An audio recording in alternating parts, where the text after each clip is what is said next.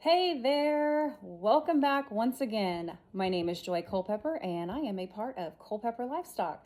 My husband and I, along with our 4 kids, we have Dorper sheep, Boer goats, commercial goats, registered black Hereford cattle, some Maine Anjou cattle, and then some different varieties of birds running around. But I like to come on here and do educational videos on different things that might happen within the livestock that you have. And everything that I say and do in my videos is solely based on my personal experience. I have a visitor coming in here. Solely based on my personal experience. I am not a veterinarian, so I always recommend if you have questions about anything, please consult with your veterinarian and always have a really good relationship with your vet because they're going to be your best friend when you have livestock. So let's get into today's topic. I want to talk about UTIs in goats, and this also applies to sheep.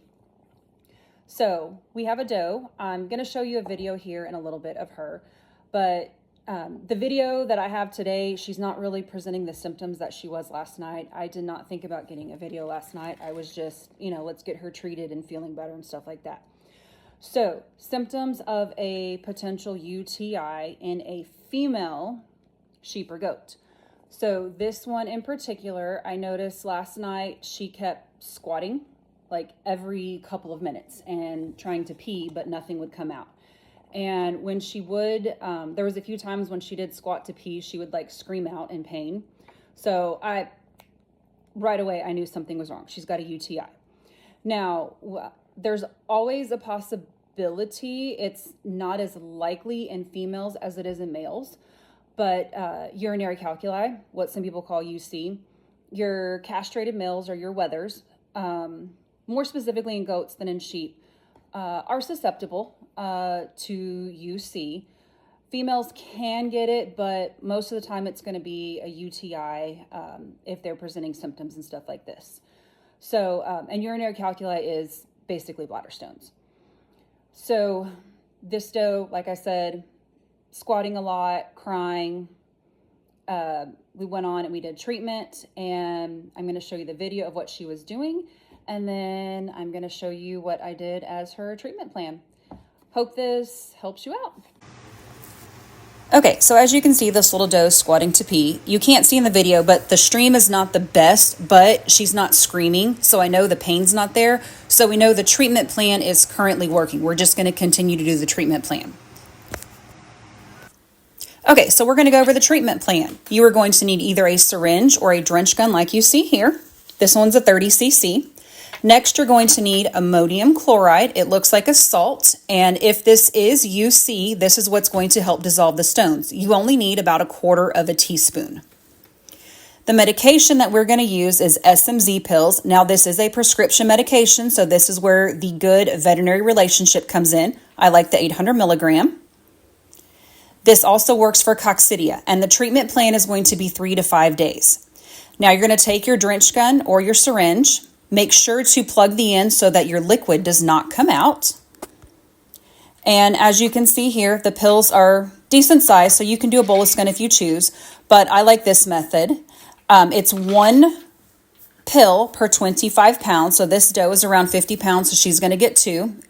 They're decent size, so like I said, a bolus gun would work if you prefer that. I just like this method. Plug your in, and you're going to take the 2 pills, drop them in. Next, you're going to take your ammonium chloride and just pour that right on in the drench gun or syringe as well. Next, you're going to turn the faucet on very slowly because you don't want to overflow. And fill your drench gun or syringe about 1/2 to 3/4 full. Once you get that done, you're going to take the plunger and put it back on. Make sure that if you're using a drench gun that you screw it on very tightly and that it's nice and secure because you don't want any of the liquid or the medication to slip out. Now there is going to be a little bit of pressure in it, so when you flip it over and release your finger, some's going to squirt out like you see right there. Now just shake away. This may take a minute or two, but the pills, like I said, dissolve pretty quickly. You can see here there's still a little bit left, so we're just going to keep on shaking some more.